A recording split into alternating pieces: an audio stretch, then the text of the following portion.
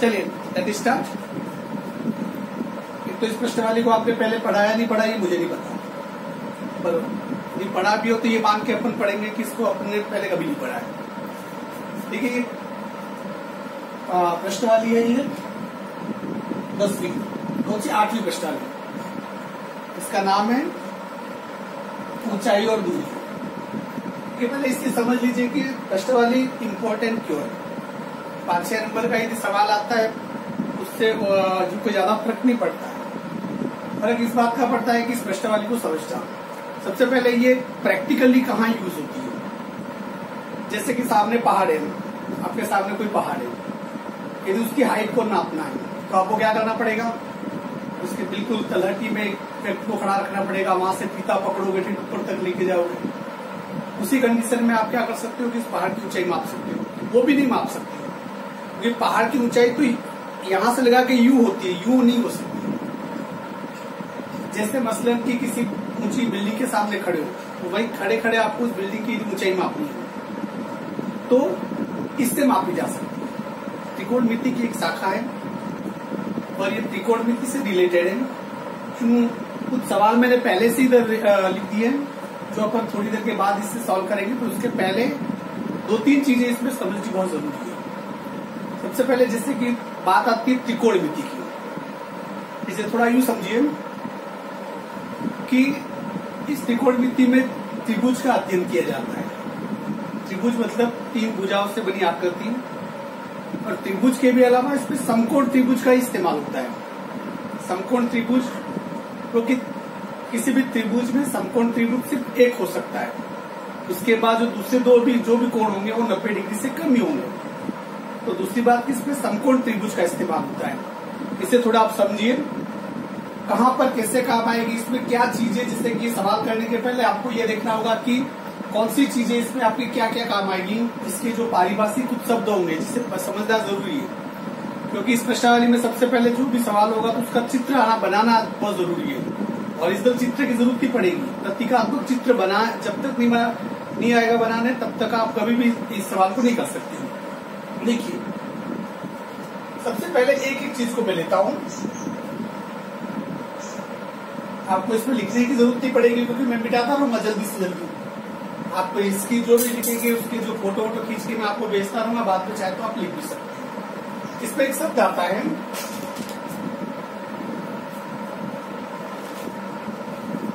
दो 3 शब्द आएंगे, इसे ध्यान दीजिए। पहला शब्द आएगा दृष्टि रेखा। क्या चीज है देखिए, इमेजिन कीजिए कि यहाँ पर कोई व्यक्ति खड़ा है और ये कोई खंभा है, इसके ऊपर कोई पतंग लटकी हुई है। ठीक है, यहां पर ही पतंग लटकी हुई है, तो ये जो व्यक्ति है इसे देखेगा। I am not a good artist. देखिए ऐसा थोड़ा बहुत तो हंस सकते हो, ऐसा कुछ नहीं, इतना कोई बैंड नहीं है, सरकार ने नहीं लगाया है। यहाँ पर देखिए कि व्यक्ति खड़ा है, यदि वो यदि इस पतंग को देखना है तो क्या करेगा, वो अपनी नजरों को ऊपर उठाएगा। या ऐसा तो नहीं है कि खड़े खड़े देख ले, नजरें ऊपर नहीं कर देख ले। अब कोई डेरा वगैरह हो, भेंगा हो, तो उसकी बात अलग है, उसकी बात कोई नहीं कर सकता। पर यहाँ पर देखिए कि इसी पतंग को देखना है तो उसको अपनी नजर को क्या करना पड़ेगा, ऊपर उठाना पड़ेगा। तो इसे कहते हैं दृष्टि रेखा।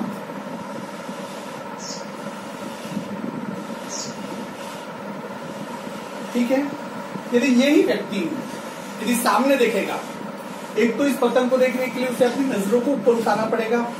यदि ये व्यक्ति जहां पर खड़ा है बिल्कुल स्ट्रेट देखे, सामने देखे, तो उसकी नजरें कैसे जाएगी, ये इसे कहते हैं क्षैतिज रेखा।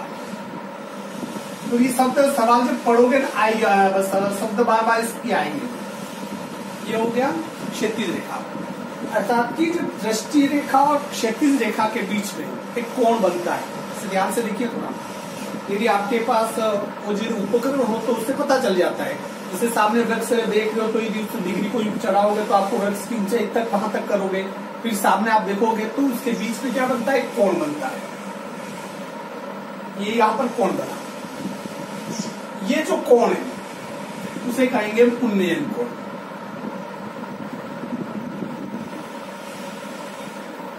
देखिए उन्नयन कोण इसे समझ लीजिए, उन्नयन शब्द बना है उत्त प्लस नयन।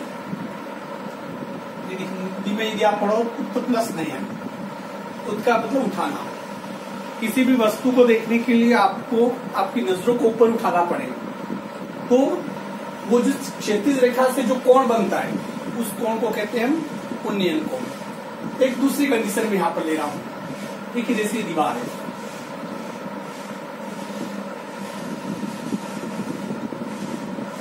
एक व्यक्ति बैठा हुआ है दीवार के ऊपर, जैसे घर की छत के ऊपर एक व्यक्ति बैठा हुआ है, और ये सड़क है, ठीक है, सड़क है। इस सड़क पर उसने आते हुए क्या एक कार को देखा। अब मेरे चित्र पे हंसता हूं, ठीक है ना, ये कार है, क्लियर। अब इस कार को देखने के लिए क्या करना पड़ेगा उसे, आप रिप्लाई दे सकते, ऐसा नहीं कि बिल्कुल गूंगे बन के बैठ जाओ, बात सरकार ने रोक नहीं लगाई।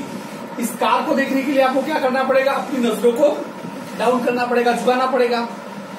अर्थात कि यदि इनको देखोगे तो यदि इस कार को देख रहा है तो आपको क्या करना पड़ेगा, इस नजर को आपने उठाया, क्लियर।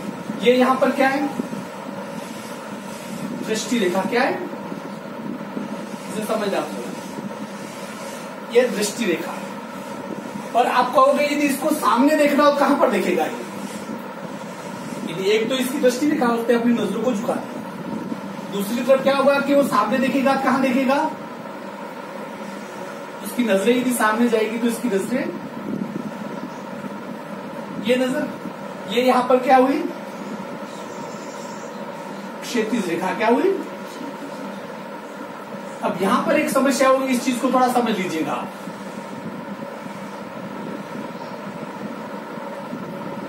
ये क्षैतिज रेखा है, ये दृष्टि रेखा है, उन्नयन कोण कहां पर, यहां पर देखिए दृष्टि, क्षैतिज रेखा और दृष्टि रेखा के बीच में जो कोण बन रहा है, थीटा बन रहा है यहां पर, ये क्या है, इसे हम कहेंगे अवनमन कोण।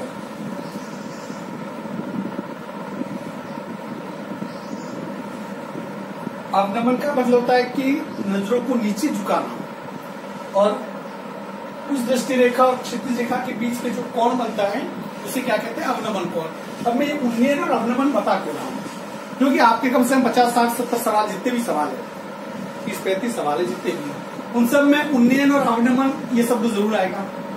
तो उस समय चित्र बनाने में आसानी होगी। जब यदि उन्नयन कोण की बात करें तो चित्र इस प्रकार से बनेगा, ऐसा त्रिभुज बनेगा, और जब अवनमन कोण की बात करें तो ये। पर यहां पर मैं आपको बता दूं, थोड़ी देर के लिए देख लीजिए,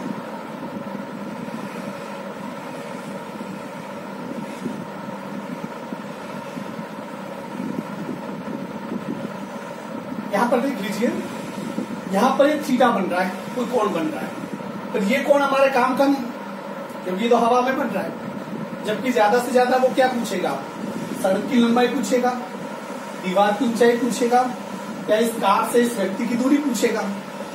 इस सवाल में भी क्या होगा, ये खंबा है, इस खंबे की ऊंचाई पूछेगा, या इस व्यक्ति से खंबा कितनी दूरी पर है ये पूछेगा, या इस व्यक्ति से पतंग कितनी दूरी यही पूछेगा।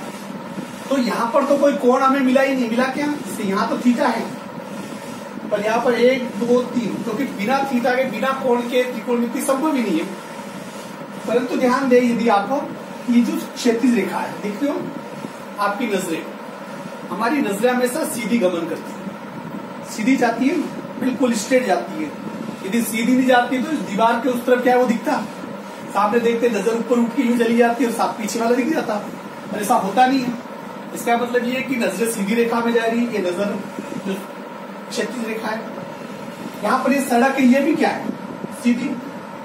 आप इसका मतलब ये हुआ कि ये क्षैतिज रेखा और ये सड़क दोनों क्या हुई, समांतर, समानांतर।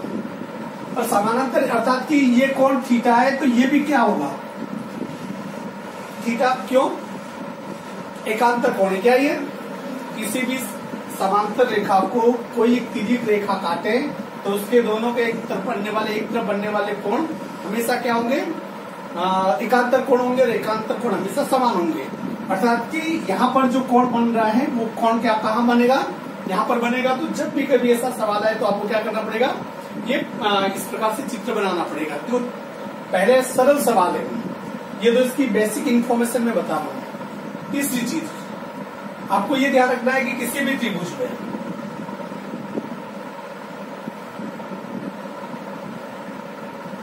ये कौन सा त्रिभुज है, समकोण त्रिभुज। कौन सा, समकोण त्रिभुज। यहां पर 90 डिग्री का कोण बन रहा है, ठीक है। हमें ये बेसिक ये पता होना चाहिए कि समकोण डिग्री के सामने जो भुजा होती है वो हमेशा कौन सी होती है, सबसे लंबी भुजा किसी त्रिभुज की कर्ण। पहली चीज, थीटा जहां पर स्थित है, जैसे थीटा यदि यहां पर स्थित है तो ये इसका क्या है, आधार। और आधार इस थीटा के सामने वाली, आधार के सामने वाली जो भुजा उसे हम क्या कहेंगे, लंब। छोटी मोटी जानकारियां है, ये आना आपको बहुत ही जरूरी है। आप नहीं उतारोगे तो चलेगा, क्योंकि मैं इस जो लिखा हुआ है उसको क्लिक कर लेता हूं।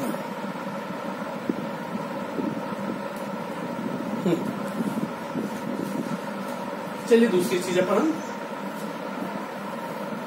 इसमें, इसके अलावा किन चीजों की जरूरत पड़ेगी, उन सभी चीजों को मैं यहाँ पर पहले आपको बता देता हूँ, क्योंकि वो आए बिना आपको ये सवाल आ नहीं सकते हैं। फिर हम इसे स्टार्ट करेंगे। सबसे पहले आपने यदि पिछली क्लासों में यदि आपने देखा होगा या त्रिकोणमिति की आपने पढ़ी होगी, आपने त्रिकोणमिति अनुपात एक शब्द आता है।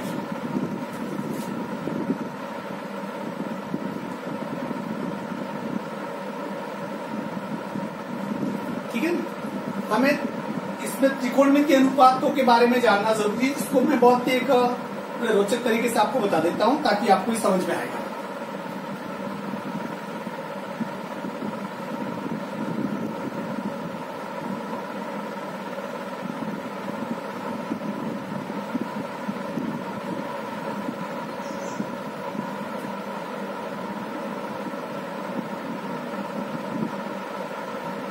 इसमें हमें मूल रूप से साइन, कॉस और टेन की जरूरत पड़ेगी। बाकी को हम क्या करेंगे कि बाकी को हम लेंगे नहीं।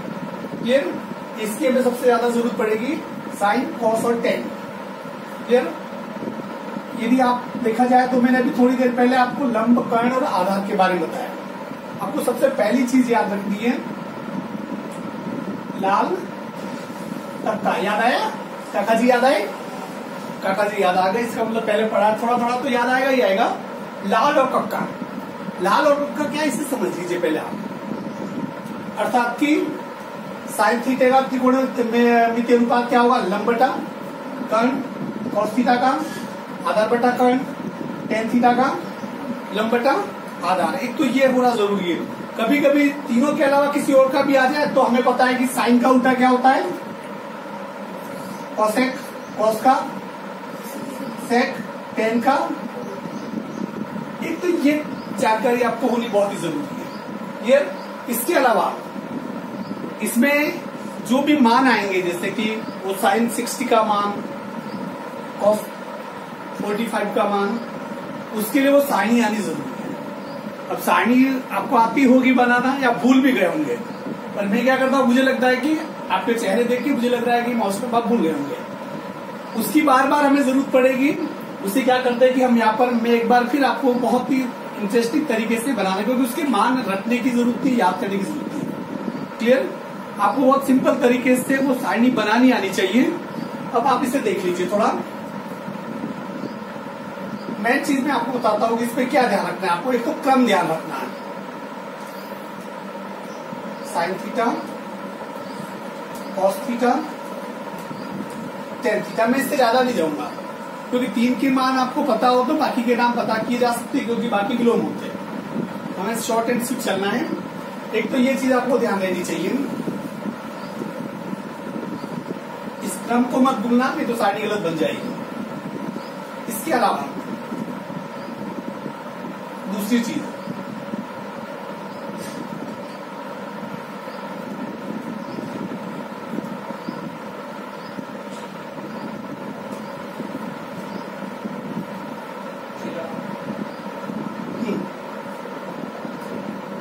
जगह कम पड़ गई, ये ऊपर वाला मिटा देता हूं, ये वैसे आपको ध्यान रहेगा।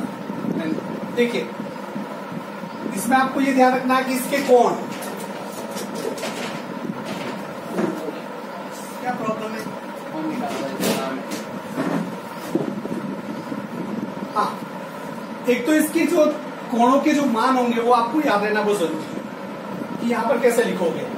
बताओ आपको कुछ याद आ रहा हो तो 0 डिग्री, फिर 30 डिग्री, फिर 45 डिग्री, फिर 60 डिग्री, फिर 90 डिग्री। इसका मतलब याद आ रहा है, ये आपको क्रम याद होने चाहिए 0, 30, 45, 60 और 90, क्योंकि आपके पाठ्यक्रम में इसके अलावा किसी की जरूरत और पढ़ने वाली है नहीं।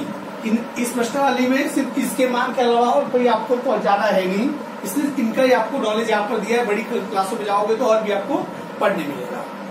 ये चीज क्लियर। पहले दूसरी चीज, अब यहाँ पर जैसे कि इनके अलग अलग बाण होंगे, यदि आपको बताओ गिनती तो आपको आती है, गिनती आपको आती है, इसे मैं मिटा रहा हूं।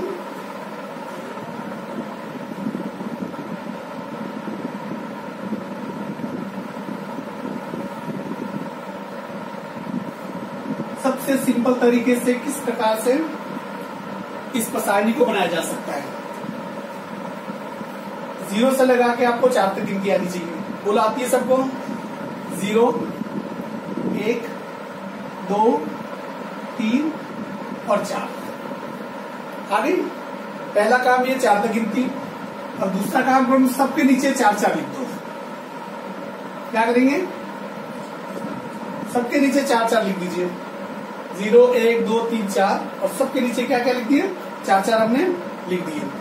जो संख्या कट रही है उसे काट दीजिए। जैसे यहाँ पर कौन सी कटती है? ये दोनों कट रही है, इसे काट दो। बाकी कोई संख्या कट रही है? नहीं कट रही है। तो अब यहां से शुरुआत करते, देखिए 0/4 का मान कितना होता है? 0। अब यहाँ पर कितनी संख्या क्या क्या बचा? देखो 0, 1/4, 1/2, 3/4 और 1। क्लियर? अब यहाँ जो संख्या है उसको इस पहली पंक्ति में इसके अंडर रूट लिख दो, वर्गमूल। जैसे 0 का वर्गमूल 0 ही होता है, 1 का वर्गमूल 1 ही होता है, 4 का वर्गमूल 2, 1 का वर्गमूल 1, 2 का वर्गमूल अंडर रूट 2। क्या करेंगे? क्योंकि इसका 2 का वर्गमूल तो पॉइंट में आएगा, पूर्ण संख्या है नहीं, तो इसे अंडर रूट 2 लिखेंगे। 3 का वर्गमूल अंडर रूट 3, 4 का वर्गमूल 2, 1 का वर्गमूल 1। पहला काम कर दिया आपने, ठीक है। अब इसको क्या करें कि डिवाइड, उल्टा लो। ये जैसे 1 है, 1 लिख दिया, ये कितना है? अंडर रूट 3/2, फिर 1/, अंडर रूट 2, 1/2 और ये 0। साइन थीटा के सभी के मान आ गए, कॉस के सभी के मान आ गए। क्लियर? अब इसे समझिए कि अब तीसरी स्टेप निकालनी है। हमें क्या करना है कि इसका भाग इसमें देना है। ये जो दूसरी पंक्ति आपको दिखाई दे रही है, इसका भाग इसमें देना है। अब ज्यादा माथाफोड़ी अपनी लेनी नहीं, इसको बिल्कुल शॉर्ट तरीके से बता दूं। इसके नीचे वाली संख्या से इसके नीचे वाली संख्या कटती है तो काट दो, ठीक है। जैसे 1 का भाग 0 में दोगे, कितना आएगा? 0। 2 से 2 काट दो, कट जाएगा ये। यहाँ क्या बचा? 1। यहाँ कितना बचा? Under root 3, 1/, under root 3, under root 2 से अंडर रूट 2 कट जाएगा। ऊपर कितना बचा? 1। यहाँ कितना बचा? 1। 1/1 का मतलब 1 ही होता है। 2 से 2 कट गया, ऊपर कितना बचा? Under root 3। यहाँ कितना बचा? 1। अंडर रूट 3/1 को कैसे लिखा जा सकता है? Under root 3। अब 0 का भाग 1 में दो, अनंत बार जाएगा।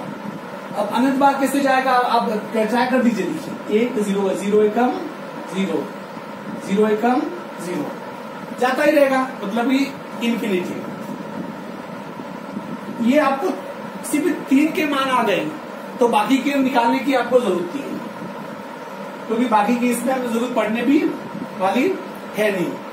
यदि पढ़ भी जाती है कहीं पर, बाय द वे थोड़ी देर के मान लीजिए आप कि यदि वो sec 30 का मान आ जाए, ये जरूरत किसकी पड़ जाए, sec 30 किसकी, हमें पता है sec किसका उल्टा है, cos का, cos 30 का मान कितना है √3/2, तो sec का मान कितना हो जाएगा 2/√3, अर्थात कि 3 से ही आपकी ये पूरी प्रश्नबंदी का काम क्या हो जाएगा, ये आपका हो जाएगा।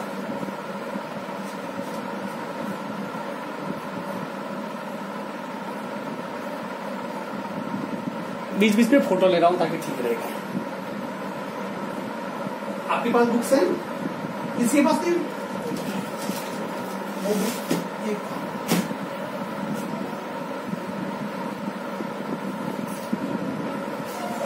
अब इन सवालों को करना किससे, बहुत इजी है और सभी सवालों के मेथड एक ही तरीके से लेंगे अपन, जितना सरल से सरल कर सके वो फायदे कीजिए। मैंने यहाँ पर आज के लिए मेरे 4 सवाल लिखे, 4 सवाल में 5-6 सवाल आपको होमवर्क करने के लिए दूंगा। ये 4 आ गए तो वो 5-6 आ जाएंगे। ये एक्चुअल में आपकी विविध प्रश्नमाला 8 है, 10 सवाल तक शायद कुछ ऑप्शन टाइप है, पर ये ऑप्शन वाले एक्चुअल में है नहीं, ये बड़े सवाल ही है। पर इसके बाद जो सवाल आएंगे इसमें क्या आएगी, ये सरल सवालों को समझ के ये मत मान लेना कि सवाल इतने सरल आएंगे, नहीं। ये एक्चुअल में जब ये सवाल बहुत लंबे होंगे तो हमें थोड़ा कठिन लगेंगे, पर आपको जो बेसिक है इसका यदि वो क्लियर है तो फिर किसी चीज पे कोई प्रॉब्लम रहेगी नहीं। इसमें देखो साड़ी निकाल देना। अब पहला सवाल देखिए, मैं से लेता हूं, ठीक है ना। आपके पास किताबें नहीं होगी इसलिए मैंने पहले ही लिख दिया, मैं इसका फोटो भेज दूंगा तो घर पे भी आप सवाल अपनी कॉपियों में लिख सकते हो। यदि देखिए, यदि बिल्कुल यदि भले ये लॉकडाउन कब तक भी चलेगा, पर आप लोग रेगुलर ऐसे रहे, यदि हमने 2 महीने पहले से किया होता अभी तक गणित अपनी पूरी कंप्लीट हो गई होती है। पर अपन इस उम्मीद में कि आज ही तो कल स्कूल खुलेगी, कल खुलेगी, पर कोई बात नहीं। पहला सवाल देखिए, एक ऊर्ध्वाधर खंबे की परछाई खंबे की ऊंचाई के बराबर है, तो सूर्य का उन्नयन कोण ज्ञात कीजिए। एक तो ये शब्दों में कंफ्यूज मत होना, जैसे कहा ऊर्ध्वाधर खंबे, अभी ऊर्ध्वाधर थोड़ा हिंदी बड़ी जालिम सब्जेक्ट है, उसके शब्द ऐसे होते हैं, खंबा मतलब खंबा ही होता है और खंबा खड़ा ही रहता है, वही खंबा होगा ना। ये ऊर्ध्वाधर कह के मतलब किसी आधार से टिका हुआ ऊंचाई की, और इस प्रकार इसकी परिभाषा बना दी, पर अपने उतना उस पर ध्यान आपको देना नहीं है। तो प्रश्न सवाल क्या है, जैसे जैसे सवाल कह रहा है वैसे वैसे आपको क्या करना है, वैसे वैसे आपको चित्र बनाना आना चाहिए। जैसे इससे कहा एक ऊर्ध्वाधर खंबे की परछाई, एक ऊर्ध्वाधर खंबे की परछाई। अब जैसे ये मैंने बना दिया खंबा, ठीक है, खंबा बना दिया, खंबे का नाम भी दे दो ए और बी। लेटा हुआ होता है क्या, ये अपना आपका कॉमन सेंस भी काम करना चाहिए। आप कहोगे कई रोड के किनारे खंबे लेटे हुए पड़े रहते हैं, वैसा भी हो सकता है, वो तर्क वितर्क यहाँ पर मत करना। ये जैसे खंबा है, ठीक है ना, इस खंबे की परछाई, अब जैसे खंबा है, बताइए इस खंबे की परछाई कहां पर पड़ेगी। जैसे मान लो कि सूर्य यहां पर चमक रहा है, आसमान में चमक रहा है, ठीक है ना। अब सूर्य की कोई आप में से कोई से बंदा निकल जाएगी धरती पे चमका दे, यहाँ सूर्य चमका दे, सूर्य है तो खंबा ये तो आसमान में चमकेगा सूर्य, तो आप आपको अपनी गणित के हिसाब से तो धरती पे नहीं ला सकते। अब ये खंबा है, ये सूर्य है, ये खंबा है, इसकी परछाई कहां गिरेगी, जमीन पे। परछाई हमेशा कहां रहती है, जमीन पे। कई लोग परछाई यूं बनाते हैं, हवा में परछाई नहीं रह सकती है, अर्थात कि ये जैसे सूर्य की किरणें पड़ी तो इसकी परछाई कहां पड़ेगी, जमीन पे। एक ऊर्ध्वाधर खंबे की परछाई खंबे की ऊंचाई के बराबर है, मतलब जितना खंबा ऊंचा है उतनी उतनी उसकी परछाई है। क्लियर, जैसे ये खंबे की ऊंचाई और जितनी इसकी क्या है, परछाई है, ठीक है। तो सूर्य का उन्नयन कोण ज्ञात कीजिए। अब इस दोनों को क्या किया जा सकता है, मिलाया जा सकता है, इसे नाम दे दिया सी। तो आपको क्या ज्ञात करना है, सूर्य का उन्नयन कोण, अर्थात कि सूर्य का उन्नयन कोण थीटा आपको क्या करना है, ज्ञात करना है। देखिए चूंकि देखा जाए तो सूर्य से कौन सा कोण बन रहा है,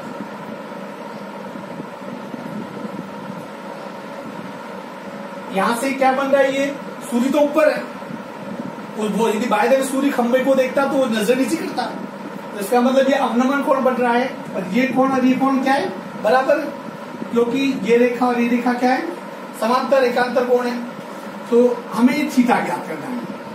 अब थीटा ज्ञात करने के लिए देखिए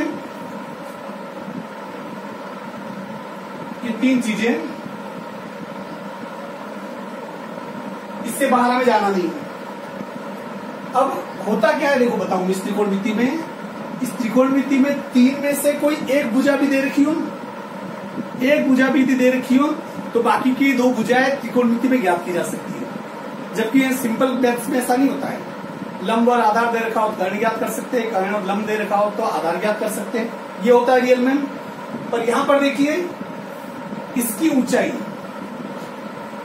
और इसकी ये जितनी इस खंभे की ऊंचाई है उतनी कुत्ती इसकी परछाई है। ये यहाँ पर क्या है, इसकी परछाई, अर्थात कि इसकी ऊंचाई h है तो इसकी परछाई भी कितनी होगी, h। अब आपको क्या करना है कि जिन 2 भुजाओं के मान पता है या जिन एक भुजा का मान पता है, यहाँ पर जैसे कि साइन थीटा में क्या है, लंब बटा कर्ण, यहाँ कर्ण का कोई रोल नहीं है। कॉस थीटा में क्या है, आधार बटा कर्ण, इसमें कर्ण का कोई रोल अभी है नहीं। टेन थीटा में क्या है, लंब बटा आधार, तो यहाँ लंब भी आपके पास है और आधार भी आपके पास है। क्लियर?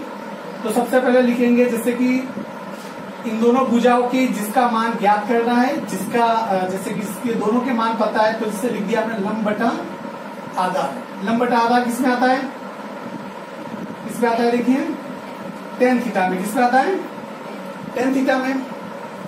टेन थीटा बराबर लंब कितना है h, आधार कितना है h, दोनों क्या करो काट दो।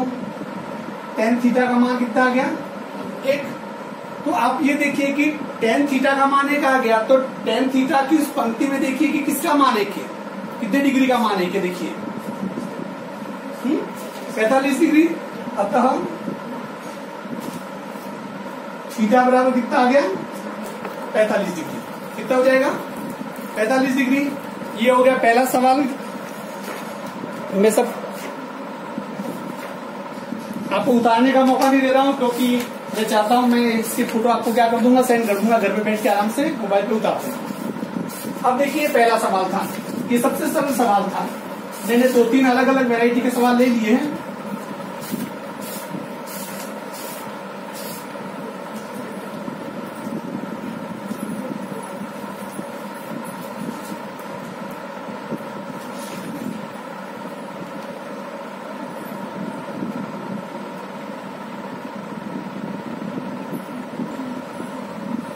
हाँ, अब यहां पर देखिए दूसरा सवाल। यदि पहला सवाल हमने कर लिया था, यदि एक मीनार के आधार से, पहले जैसे सवाल कह रहा है चित्र आपको वैसे ही बना दिया। यदि एक मीनार के आधार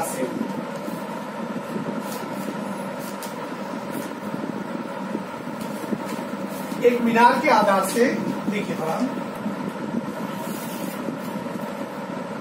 मीनार का मतलब ये ऊंची कूची जाती है, जैसे कुतुब मीनार का नाम सुना होगा। अपने तो यहाँ पर कोई ऐसी मीनार, ओरिजिनल मीनार बनानी नहीं है, अपने तो इन डेढ़ों से काम पूरा हो जाएगा। ये मीनार है जैसे ए और बी। मीनार के आधार से, मीनार का आधार कहां पर होगा, आसमान में तो होगा नहीं। आधार का मतलब जमीन पर टिकी हुई है, तो ये इसका क्या है, आधार। ये आधार इसका, आधार से 100 मीटर की दूरी से, कितने मीटर की दूरी से, ये 100 मीटर की दूरी से, अर्थात इस जगह से इसके शिखर का उन्नयन कोण 60 डिग्री है। यहां से इसका उन्नयन कोण कितना है, 60 डिग्री हो गया, 60 डिग्री। ये ए, बी और ये सी। आगे क्या कह रहा है देख लीजिए सवाल।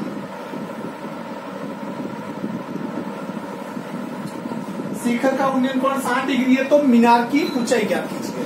आपको क्या ज्ञात करनी है, मीनार की ऊंचाई। ये ऊंचाई ज्ञात करनी है। मैंने पहले कहा था कि 3 भुजाओं में से कोई एक भुजा दे रखी होगी, बाकी 2 कोई भी ज्ञात करने के लिए दे सकता है। अभी ये ऊंचाई दी है। कभी कभी जैसे ऊंचाई ज्ञात करने के लिए वो पूछा है, कभी कभी पूछेगा कि उस बिंदु से मीनार की सीधी लंबाई ज्ञात कीजिए, तब आपको क्या ज्ञात करना पड़ेगा, ये कर्ण मतलब ऐसी ज्ञात करना पड़ेगा। क्लियर, इससे समझिए। अब तो आपको ये ए बी ज्ञात करना है। क्या ज्ञात करना है? A B. ये जो ज्ञात करना है उसे ऊपर लिख दीजिए, ए बी। जो पहले से ही आपको ज्ञात है वो क्या कहां लिख दीजिए, इसके नीचे लिख दीजिए। जो ज्ञात करना ए बी लिख दिया, ये बी सी ये लिख दिया, ठीक है ना। ये क्या देखिए, ए बी क्या है? लंब। बी सी क्या है? आधार। लंब बटा आधार। लंब बटा आधार किस पे आता है? टेन थीटा में। यहां लिख दिया टेन थीटा। तब थीटा का मान कितना है? 60। यहां लिख दो 10 60 डिग्री बराबर ए बी का मान ज्ञात करना है, मतलब ये ऊंचाई आपको ज्ञात करनी है। तो ए बी की जगह क्या लिख दिया? ऊंचाई। या ए बी की जगह बोला ए बी रहने दो। बी सी का मान कितना है? 100। अब ये 1060 का मान कितना है?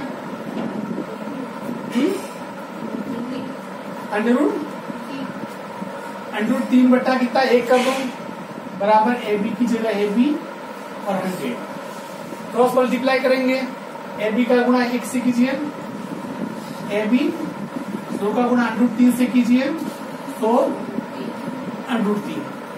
कई बार इतने तक आंसर निकाला, यदि आगे निकालना पड़ेगा तो 2-3 चीज ध्यान रखना। अंडर 3 का यदि कभी भी मान की जरूरत पड़े आपको तो कितना मान होता है इसका? अंडर 3 का मान बताओ, याद है? कुछ याद आया? 1.732। एक और आएगा अंडर 2, इसका मान 1.414। वैसे 2 के अलावा तो 2 और 3 और 1 के अलावा तो संख्या ही नहीं हमारे पास यहाँ पर। क्लियर? अब यहाँ पर इसका यदि पूरा मान निकालना चाहो तो ए बी बराबर 100 इंटू अंडर 3 की जगह मान कितना रख दो? 1.732 पॉइंट हटाओ 30 20 से 20 क्या 20 से 20 काट दिए। ए बी बराबर 1732/10 0 हटा दो, कितना आंसर आ जाएगा? 173.2 मीटर। तो इस मीनार की ऊंचाई कितनी आ जाएगी? 173.2 मीटर। Is it clear? ये खत्म हुआ आपका दूसरा सवाल। तुम भी सोच रहे होंगे कितना मजेदार चीज है, उतारना कुछ पड़ नहीं रहा है पर घर जाके उतारना पड़ेगा, ठीक है ना।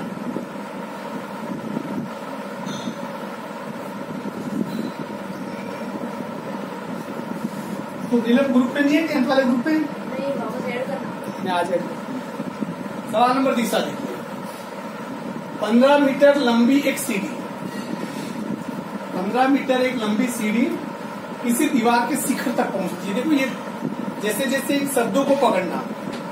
अब जैसे सीढ़ी है, सीढ़ी को दीवार से यूं स्ट्रेट तो रखेंगे नहीं, सीढ़ी को कैसे रखते हैं? यूं ही रखते हैं किसी दीवार के ऊपर, थोड़ी ऊपर नीचे हो सकती है, पर कोई दीवार यहां से यहां टिका दे ऐसा तो संभव नहीं है। 15 मीटर लंबी सीढ़ी किसी दीवार के शिखर तक पहुंचती है। पहले दीवार बना दो, जैसे ये दीवार है, ठीक है ना। तो कितनी मस्त दीवार है, टाइम लगा बनाने में। ये दीवार है, कोई सीढ़ी है, कहां तक पहुंची है इसके? जिसकी दीवार है ए और बी, दीवार कहां तक पहुंची है? शिखर तक। सॉरी, सीढ़ी कहां तक पहुंची है? शिखर तक। तो ये सीढ़ियां बना दी मैंने।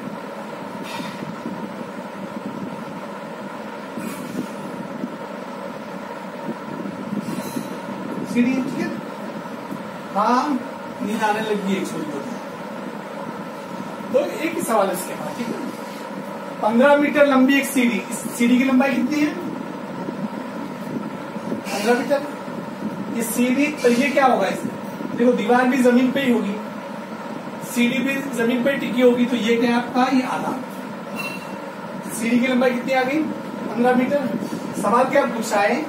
यदि वह सीढ़ी दीवार के साथ 60 डिग्री का कोण बनाती है, यहाँ से जो सीढ़ी है दीवार के साथ कितने डिग्री का कोण बना रही है? 60 डिग्री का कोण बना रही है। तो दीवार की ऊंचाई ज्ञात कीजिए। क्या ज्ञात करना है आपको इसमें? दीवार की ऊंचाई कौन सी है? A B. ये ज्ञात करना होगा। वही तरीका देखिए, आपको जो ज्ञात करना है उसे ऊपर लिख दिया ए बी, जो ऑलरेडी पहले से ही आपको पता है। क्या पता है आपको? ए बी और सी। एसी का मान दे रखा है, एसी पता है, ए बी बटा एसी। ए बी क्या है बोलो? लंब। एसी क्या है? ये कर्ण। लंब बटा कर्ण। लंब बटा कर्ण किसमें आता है? साइन थीटा में। तो यहाँ क्या लिख दोगे आप? Sine theta. थीटा का मान कितना है?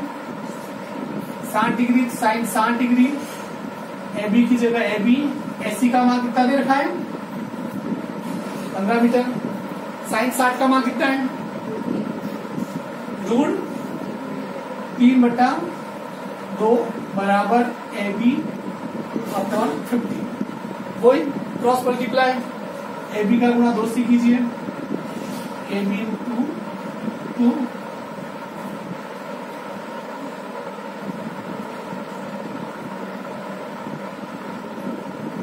15 का गुणा अंडर रूट। हमेशा ध्यान रखना कि ऋण वाली संख्या होगा, वर्गमूल वाली संख्या होगा, सीधे गुणा मत कर देना। 15×45 ऐसा मत कर देना, ठीक है? ये होता नहीं ऐसा। 15 अंडर रूट कितना हो गया? 3। ए बी का मान क्या करना है? ए बी बराबर 15 अंडर रूट 3 अपॉन 2। क्लियर? देखो इसमें आपके वो जो सवाल दे रखा होगा उसमें आंसर ये होगा। चाहे तो इससे आप आगे तक भी आंसर को ले जा सकते हो। क्लियर? ये इसमें आंसर होगा, ठीक है? ठीक है। अब इसके बाद देखिए, ये भी मैं ले लेता हूं फोटो इसका। सवाल नंबर 4। ज्यादा कुछ होने की जरूरत नहीं है। 4 के बाद जितने भी ऑप्शन टाइप क्वेश्चन है आपको ही करने हैं, और कल करके लाओगे और ग्रुप में भी डालूंगा, बताओगे तो आगे बढ़ाऊंगा। नहीं आएगा तो मैं बता दूंगा वापस। लास्ट सवाल आज का। 10 मीटर ऊंची मीनार के, तो कैसे बनाओ बोला? आप ही बताओ चित्र कैसे बनाए। 10 मीटर ऊंची मीनार। ये मीनार कहा, तो ये मीनार बना दी। इतना आसान है। तो मीनार और क्या करना है? ये ए और ये बी। इस मीनार की ऊंचाई कितनी का है इससे? 10 मीटर। 10 मीटर ऊंची मीनार के शिखर से पृथ्वी की पर एक बिंदु का अवनमन कोण 30 डिग्री है। और अभी यहां से कोण बनाने की बात कर रहे हैं। जैसे धरती का ये बिंदु है, यहां से इसका अवनमन कोण कितना है? अवनमन कोण कैसे बनेगा? ये थीटा यहां पर बनेगा। अवनमन कोण कह रहा है ऊपर से, तो ये क्षैतिज रेखा होगी, ये दृष्टि रेखा होगी। ये अवनमन कोण। अवनमन कोण कितना बना रहा है यहाँ पर? 30 डिग्री। तो ये कितना डिग्री है? 30 डिग्री। ऐसे त्रिभुज बना दिया, ए बी और धरती का कोई बिंदु ये सी। ये 30 डिग्री है, तो ये भी कितना होगा? 30 डिग्री। जब भी किसी सवाल में अवनमन कोण दे रखा हो तो आपको चित्र इस प्रकार से बनाना पड़ेगा। क्लियर? ये 30 डिग्री। अब आगे क्या कह रहा देखिए, वो बिंदु की मीनार के आधार से दूरी। ये बिंदु इस मीनार के आधार से कितना दूरी है? मतलब क्या ज्ञात करना है आपको? बीसी। क्लियर? जो ज्ञात करना है, जैसे यहाँ बीसी ज्ञात करना है तो बीसी लिख दिया। पहले से क्या पता है आपको? A B. बीसी क्या है बताओ? ये क्या है? आधार। ये आधार। ये क्या है? लंब। आधार बटा लंब किस पे आएगा? आधार बटा लंब। देखो tan थीटा का मान लंब बटा आधार है। चाहे तो इसको हम लंब बटा आधार करके भी सीधे भी कर सकते हैं, पर ये किसमें आया? cot थीटा में। एक ही तरीके से चल रहे हैं हम। cot theta. यहाँ पर देखिए थीटा का मान कितना है? थीटा का मान कितना है? 30 डिग्री। cot 30 डिग्री बराबर बीसी की जगह ये बीसी, एबी की जगह ये कितना मान है? 10 मीटर। cot 30 का मान कितना है? Root 3 upon 1। बीसी की जगह बीसी अपॉन 10। बीसी का गुणा 1 से कीजिए। बीसी 10 का गुणा इससे कर दीजिए। 10 अंडर रूट 3। बीसी बराबर 10 अंडर रूट 3 का मान कितना? 1.732। ये पॉइंट हटा दो। 3 0 1 0 से 1 0। ये आया बीसी बराबर 1732/100। 10 मीटर नहीं होगा, सवाल इसका मतलब गलत लिखा दिया। सवाल चेक करना, ये 10 मीटर है 100 मीटर है। सवाल नंबर 14 देखिए,